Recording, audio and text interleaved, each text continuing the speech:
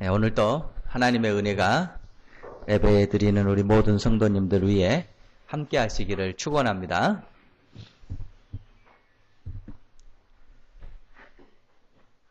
어느 주부 한 분이 갑작스럽게 하나님 부름을 받고 세상을 떠나게 되었습니다.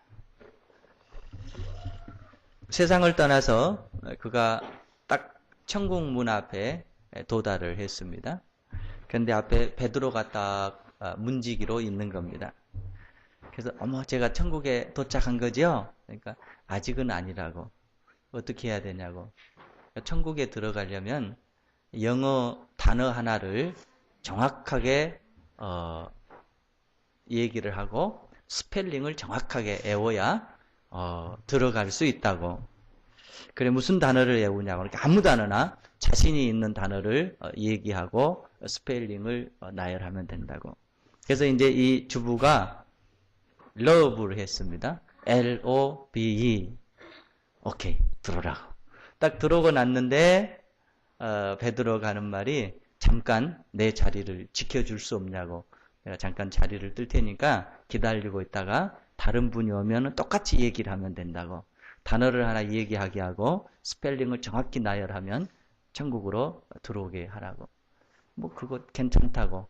그렇게 기다리고 있는데 조금 있다가 전에 자기하고 헤어진 전 남편이 갑작스럽게 도착을 한 겁니다. 그래서 이 남편도 놀라고 자신도 놀라고 그래 웬일이냐고. 그러니까 내가 갑자기 심장마비로 이렇게 죽게 됐다고. 근데 이게 천국이 맞냐고. 이게 천국이 맞는데 아직은 천국에 들어갈 수 없다고. 어떻게 해야 되냐고. 그러니까 자기가 한 대로 영어 단어 하나를 나열하고 스펠링을 정확히 얘기를 해야 들어갈 수 있다고. 그러니까 무슨 단어를 나열을 해야 되냐고.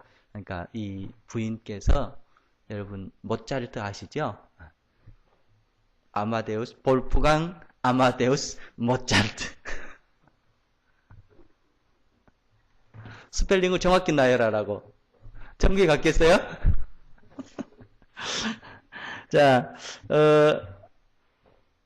우리 오늘 13장을 보게 됩니다. 오늘 13장을 보면서 우리는 과연 이 사람의 이 실존이라고 하는 것이 뭔가, 이 사람이 어떻게 이렇게 생활을 해 나가면서 자신의 삶을 개척해 나가는가를 보게 됩니다. 여러분이 다 인간입니다. 사람입니다. 저도 인간이고 사람입니다. 우리 인간에게 특징이 있다라고 한다면 그것은 우리가 넘어진다는 점입니다. 실수한다는 점입니다. 때로는 실패한다라고 하는 점입니다. 이것은 우리가 믿음 안에서 생각해 보면 하나님의 배려인 겁니다.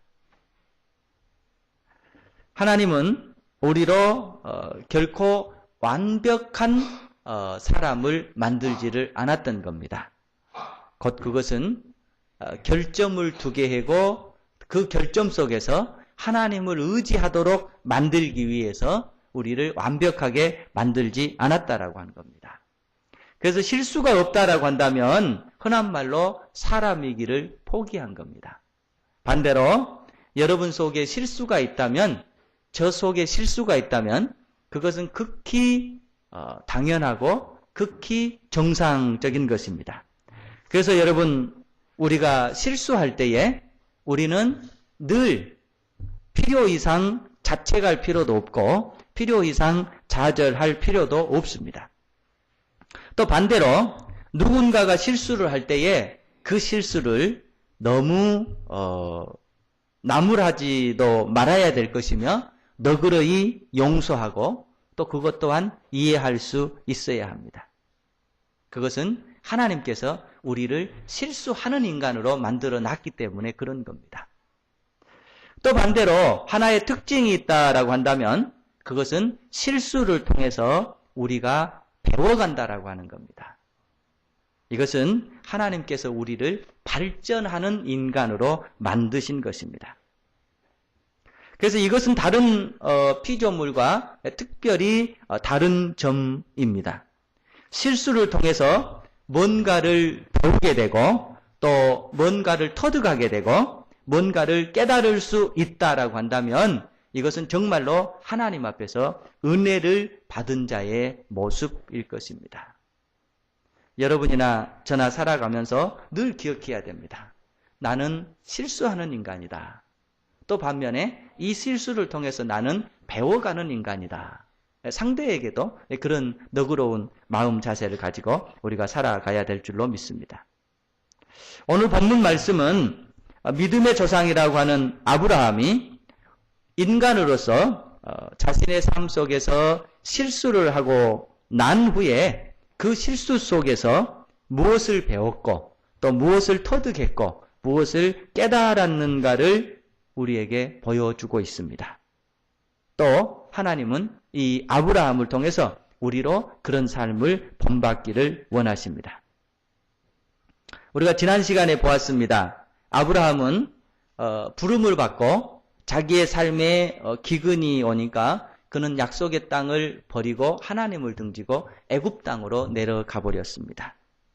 그리고 그것에서 살아남기 위해서 가장 소중한 자기의 진짜 생명처럼 지켜야 될 아내를 그야말로 아무 의미 없이 이렇게 희생의 길로 내몰아버리는 그런 실수를 범하게 됩니다. 그러나 그가 그 실수를 통해서 귀한 진리를 터득합니다. 그리고 아름다운 신앙의 사람으로 변화를 받고 또 성장을 하게 되는 것입니다. 그것이 오늘 본문의 내용입니다. 이것이 또한 우리가 삶을 통해서 체험해 나가야 될 하나님의 은혜이기도 한 것입니다. 그럼 아브라함은 자기의 실수를 통해서 무슨 은혜를 받았고 무엇을 배웠고 무엇을 터득했습니까? 첫 번째, 그는 다시 신앙의 자리로 되돌아오고 있습니다. 3절, 4절에 보니까 그가 네게부에서부터 길을 떠나 베델에 이르며 베델과 아이 사이 곧 전에 장막 쳤던 곳에 이르니 그가 처음으로 제단을 쌓는 곳이라. 그가 거기서 여호와의 이름을 불렀더라. 그러니까 기근이 들어서 그는 하나님의 약속의 땅 가나안 그 네게부 지역에서 그가 있었는데 그곳을 떠나서 그냥 애굽으로 피신해 버렸습니다. 그러나 그곳에서 실패하고 좌절하고 그가 다시 돌아온 땅이 어디냐면은 제일 처음에 가나안에 와서 예배를 드렸던 그 땅을 찾아가고 있습니다. 그는 그곳에서 제단을 쌓고 예배를 드리고 여호와의 이름을 불렀습니다. 이것은 그의 변화된 내면의 모습을 우리가 보게 되는 것입니다. 그는 의미 없이 하나님을 떠났습니다. 그리고 의미 없이 자기의 생명처럼 귀한 아내를 그냥 위험 속에 내던졌습니다. 그리고 그는 하나님의 도우심이 없었다라고 한다면 정말 위험에 처하게 될 상황 속에 하나님의 도우심을 받고 구출을 받습니다. 그리고 그가 다시 돌아온 것이 제일 처음에 하나님 앞에 예배를 드렸던 장소로 돌아오고 있는 것입니다. 어쩌면 돌아오는 과정 가운데 그는 많은 것들을 생각했을 것입니다. 어쩌면 지워버리고 싶고 잊어버리고 싶은 자신의 과거이기도 했을 것입니다. 그러는 시행착오를 겪어서 그가 돌아오는 것이 또 그가 발걸음이 향하는 것이 처음으로 돌아가자였습니다. 그리고 초심으로 돌아가자였습니다. 여러분, 우리가 살면서 사실 여러 가지 실수를 할 수 있고 여러 가지 또 넘어지기도 하고 실패하기도 합니다. 그러나 정말 중요한 것은 우리가 실패 안 하려고 노력하는 것도 중요하지만 실패한 다음에 그것을 어떻게 회복하고 처리하냐는 더 중요한 문제입니다. 아브라함은 의도적으로 자신이 가나안 땅에 와서 하나님 앞에 예배를 드렸던 그 첫 장소로 돌아오고 있는 것입니다.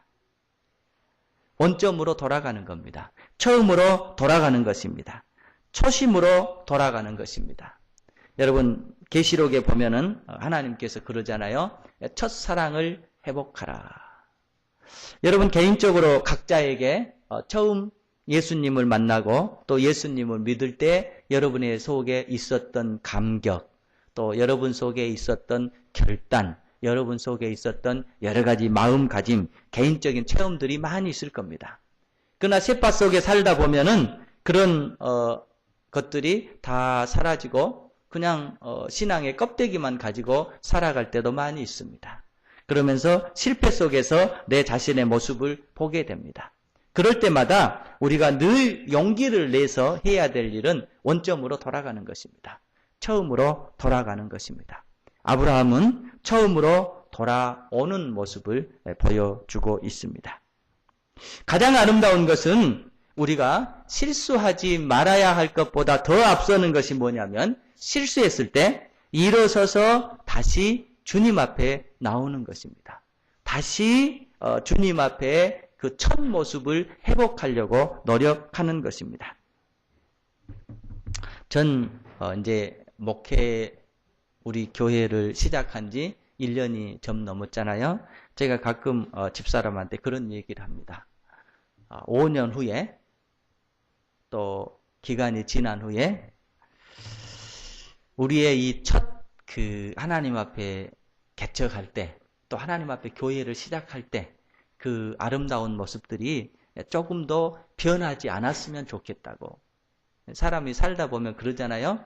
여러분들 부부지간도 살다 보면은 처음에는 얼마나 서로 사랑하겠다고 그럽니까? 그런데 살다 보면은 변질이 되잖아요. 어려움 있잖아요. 교회를 목회하면서도 아마 그럴 거예요.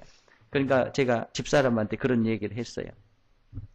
내가 만약에 지금의 이 하나님 앞에 순수한 마음, 지금의 하나님 앞에 이 그 열정적인 마음, 이것이 조금이라도 변한다라고 한다면 그것을 분명하게 내게 지적을 좀 해주면 좋겠다고. 예. 사람이라고 하는 것이 변할 수 있기 때문에, 사람이라고 하는 것이 변질될 수 있기 때문에 제가 가끔 그런 얘기를 합니다. 당신이 제 목회의 안전장치라고. 나는 변한다고 할지라도 당신은 변하지 말아야 된다고. 그래, 변했다고 했을 때에 누군가가 깨닫게 해주고 누군가가 되돌아오게 해주고 누군가가 지적을 해주는 그런 장치가 자기의 주위에 있어야 되지 않겠냐고 그런 얘기를 한 것입니다. 여러분도 마찬가지입니다.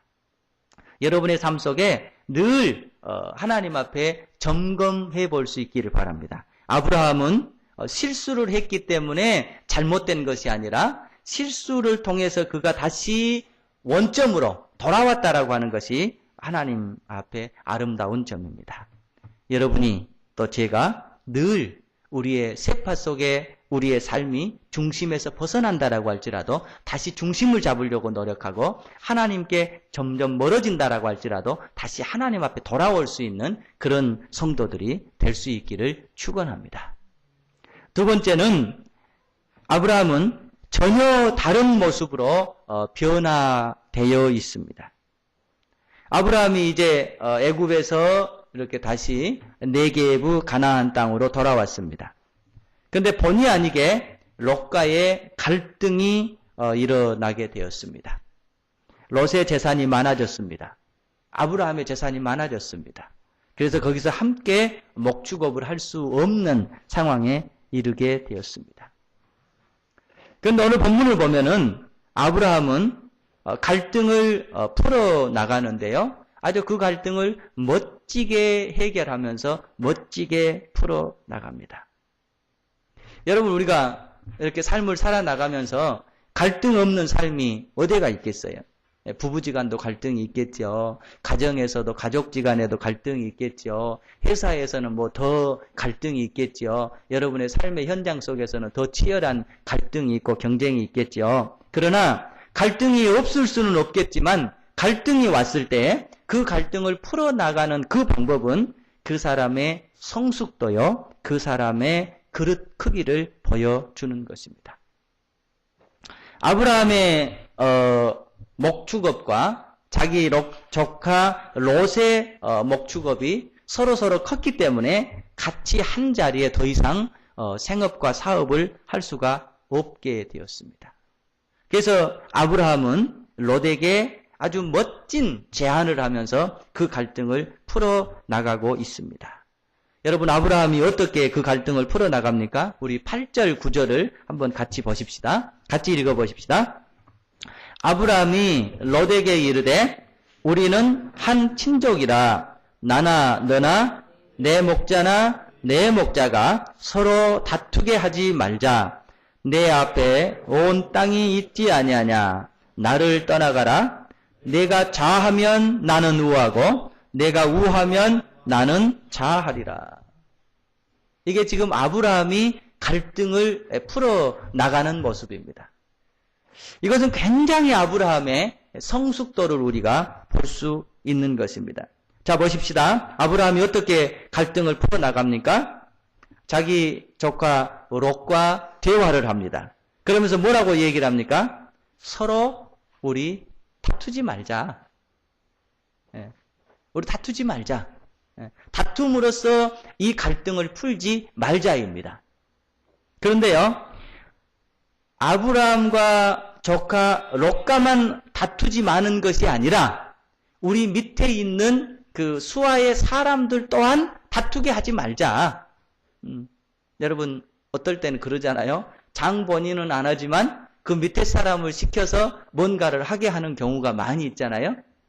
그런데 오늘 본문에 보면은 아브라함은 전혀 자기 조카 롯과 다투어야 될 의사가 없었던 거예요. 다투고 싶지가 않았던 거예요. 또 하나는 자기 밑에 있는 수하의 사람들과 자기 조카 롯 밑에 있는 수하의 사람들과도 전혀 다투게 하고 싶지가 않았던 거예요. 그런가 하면 그는 그 앞에 뭐라고 하냐면은 우리는 한 친족이다.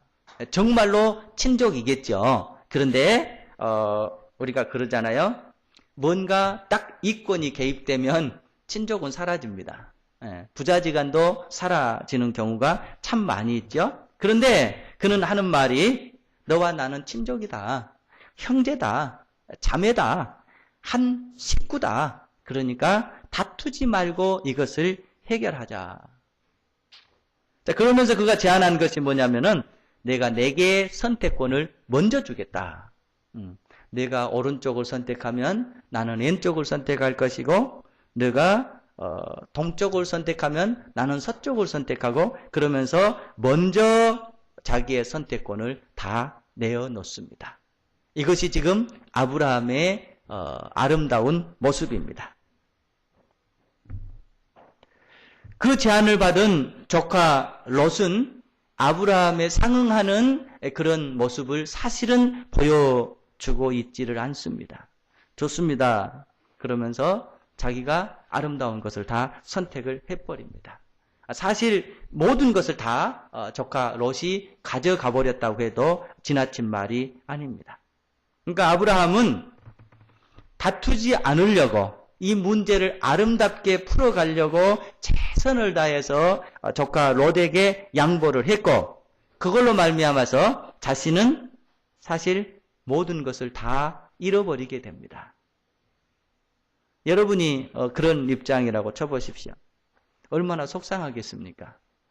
얼마나 참 마음속에서 하고 싶은 말이 많이 있겠습니까? 그러나 우리가 성경을 읽어보면 아브라함은 그 피해로 말미암아서 별다른 반응을 보여주고 있지를 않습니다. 그렇지만 저와 여러분은 아마 어쩌면 아브라함의 마음이 어땠을까? 그 속마음이 어땠을까? 짐작은 할 수가 있을 것입니다. 이것은 아브라함의 아주 변화된 모습입니다. 얼마 전까지만 해도 자기 자신을 살기 위해서 자신의 뭔가를 지키기 위해서 아내까지 희생시키려고 했던 그 아브라함. 그런데 그가 하나님의 은혜를 체험하고 변화가 돼서 이제는 그 모든 것들을 이렇게 조카 롯에게 내어주는 모습을 보게 됩니다. 아마 아브라함은 굉장히 속상했을 것입니다. 아브라함은 굉장히 마음이 아팠을 것입니다. 그리고 서운도 했고 섭섭도 했을 것입니다. 내가 저 조카에게 이렇게까지 배려를 해줘야 되나 하면서 그런 생각도 했을 것입니다. 그러나 한편으로는 아브라함은 분명한 게 있는데 하나님께서 함께 하신다는 것을 체험한 것입니다. 자기가 잃어버려도 하나님이 함께 하시고 자기가 어려움에 처해도 하나님이 함께 하시고 내게 실수를 해도 하나님이 함께 하신다라고 하는 것을 그는 그 애굽 땅에서 체험을 하게 되었습니다. 그래서 그는 지금 내가 없지만 지금 내가 모든 것을 손해를 봤지만 하나님께서 애굽 땅에서 그 왕의 권력에서 나를 지켜주셨던 것처럼 이 시간도 하나님께서 나를 지켜주실 것이라고 하는 믿음이 그에게는 있었던 것입니다. 여러분, 우리가 크고 작기는 하겠지만 이러한 사건들을 우리가 살아가면서 많이 경험하게 될 것입니다. 그럴 때마다 여러분, 우리가 늘 이 신앙 안에서 이런 아름다운 모습으로 해결해 나가려고 노력하는 성도들이 될 수 있기를 축원합니다. 그런 아브라함, 하나님은 아브라함이 믿는 대로 결코 예면하지를 않으셨습니다. 그 아브라함의 모든 과정을 지켜보는 하나님께서는 그에게 미소를 지으면서 찾아오십니다. 그리고 그 아브라함을 위로하십니다. 14절 우리 한번 같이 읽어보시죠.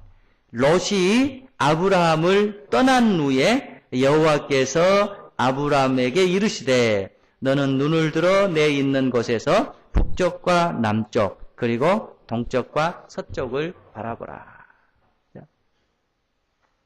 롯은 다 선택해가지고 자기의 길을 가버렸습니다.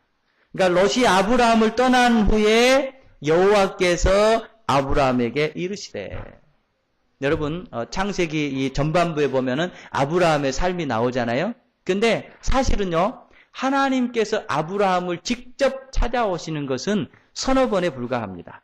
늘 하나님과 아브라함은 동행을 하지만, 영적으로 교제를 하지만 하나님께서 아브라함을 직접 찾아온 것은 서너 번에 불과해요. 우리가 그러잖아요.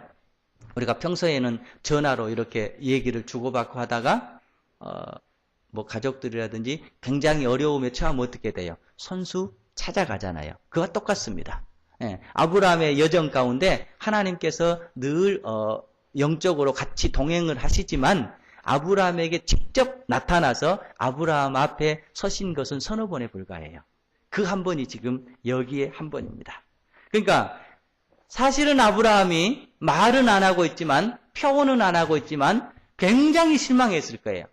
굉장히 아픔을 겪고 있으면서 굉장히 좌절해 있을 거라고요. 그 모습을 하나님은 다 지켜보시고 미소를 지으면서, 왜 미소를 지을까요? 하나님의 종이 되어가는 모습을 본 겁니다. 그러면서 아브라함을 찾아오셔서 그를 위로하십니다. 위로하실 뿐만이 아니라 사실은 변화된 아브라함의 모습을 보면서 하나님께서 그에게 하신 약속을 수정시키고 계십니다. 하나님께서 아브라함에 하신 약속을, 그 롯의 갈등 사건을 풀어나가는 그 모습을 보면서, 아, 네가 정말로 내 종으로서, 내 믿음의 후손으로서 아름다운 삶을 살아가고 있구나, 아름다운 모습으로 변화되었구나 라는 그 모습을 확인하면서 하나님께서는 아브라함에게 내리신 약속을 수정하십니다. 이게 무슨 얘기인가 하면, 여러분 성경 한 거 다시 보시죠. 12장 7절을 한번 보십시다. 창세기 12장 7절이요. 찾으셨죠? 우리 같이 읽어보십시다. 여호와께서 아브라함에게 나타나 이르시되 내가 이 땅을 내 자손에게 주리라 하신지라. 그러니까 하나님께서 아브라함을 부르셨어요. 그리고 약속의 땅으로 가라고 그랬습니다. 그 땅이 지금 가나안 땅입니다. 그리고 가나안 땅에 아주 천신만고 끝에 도착을 했는데 하나님께서 그에게 약속을 하시기를 이 땅을 누구에게 주겠다? 내 자손에게 주겠다. 그러니까 본인은 그 속에 들어가 있어요? 없어요? 본인은 안 들어가 있어요. 애쓰고 수고해서 와서 자손에게 준다는 거 아름다운 소식이죠. 좋은 소식이죠. 그런데 그 속에 자신은 안 들어있단 말이에요. 내가 너에게 준다는 얘기가 없이 내 후손에게 주겠다. 이게 지금 12장의 얘기입니다. 그러나 그 어려움을 겪고 롯의 사건을 아주 아름답게 처리한 그 모습을 보고 난 다음에 하나님께서 약속을 수정을 하십니다. 13장 15절을 제가 읽겠습니다. 보이는 땅을 내가 너와 내 자손에게 주리니 영원히 이르리라. 여기에는 이제 누가 포함이 되냐면은 아브라함 자신이 포함된 거예요. 내가 내 자손이 땅에 티끌 같게 하리니 사람이 땅에 티끌을 능히 셀 수 있을진데 내 자손도 세리라. 너는 일어나 그 땅을 종과 행으로 두루 다녀보라. 내가 그것을 내게 주리라. 아주 놀라운 하나님의 섭리입니다. 그러니까 그가 처음에 하나님의 부름을 받고 약속의 땅 가나안에 왔는데 하나님께서는 이 땅을 나는 내게 줄 의사는 없어. 내 자손에게 줄 거야. 그것은 뭔 말이에요? 너가 믿음 생활 잘해서 네 자손들이 이 복을 받을 때쯤 되면 내가 그게 주겠다는 거예요. 그러니까 하나님은 너가 잘 믿음으로 생활을 하고 내 후손들을 하나님의 복을 받을 수 있는 그런 믿음의 그릇들로 만들어라. 그 그릇에 만들어지면 내가 그 그릇 속에 하나님의 은혜를 붓겠다예요. 그런데 아브라함은 자신의 그 본의 아닌 실수를 통해서 급성장을 한 겁니다. 그리고 아주 멋지게 롯과의 그 어려운 사건을 믿음으로 잘 처리를 한 거예요. 하나님 그 모습을 보면서 감동을 하신 거예요. 그러니까 오늘말로 하면은 아브라함은 하나님 기대 이상으로 성장을 한 거예요. 기대 이상으로 그는 아주 신앙으로 아름답게 변화를 받은 거예요. 그러니까 하나님께서 그에게 찾아오셔서 내가 이 땅을 너에게 주겠다. 네 자손뿐만이 아니라 내게까지 주겠다라고 하나님의 약속을 수정해 나가는 모습을 보게 됩니다. 여러분, 실수 속에서 배워가는 아브라함입니다. 그리고 실수 속에서 믿음의 사람으로 성장해 가는 아브라함입니다. 만들어져 가는 그 믿음의 그릇 속에 하나님께서는 합당하게 은혜를 부어주고 있는 것입니다. 여러분, 오늘 이 말씀은 사실 우리에게 많은 것들을 시사하고 있습니다. 넘어질 수 있습니다. 실패할 수 있습니다. 그러나 이것은 하나님께서 우리를 그렇게 만든 겁니다. 실패할 때, 좌절될 때 늘 기억하십시다. 실수할 수밖에 없는 인간입니다. 그러나 더 훌륭한 점은 뭐냐? 실수했을 때 거기서 뭔가를 배운다라고 하는 것입니다. 넘어졌을 때 거기서 뭔가를 깨닫는다라고 하는 것입니다. 그리고 그 깨달음 속에 내 믿음이 조금 더 커지면, 내 인격이 조금 더 고상해지면, 내 삶이 조금 더 하나님 앞에 아름다워지면 그만큼 우리는 신앙의 그릇이 바뀌게 되는 것이고 신앙의 그릇이 형성되어지는 것입니다. 그 과정을 보면서 하나님은 거기에 합당한 은혜를 채워 가시는 모습을 보게 됩니다. 실수하는 아브라함이었습니다. 그러나 그 속에서 배워가는 아브라함이었습니다. 그 삶을 바라보면서 하나님께서 또 합당한 은혜를 채워주고 있습니다. 갈등 많은 세상입니다. 다 불협화음이 많이 일어나는 세상 가운데 저가 또 여러분이 살아가고 있습니다. 우리의 삶을 늘 하나님의 믿음 안에서 아름답게 갈등을 지혜롭게 잘 풀어가면서 그 속에 하나님의 은혜를 받고 그 속에 하나님의 은총을 누리는 성도들이 될 수 있기를 축원합니다. 기도드리십시다.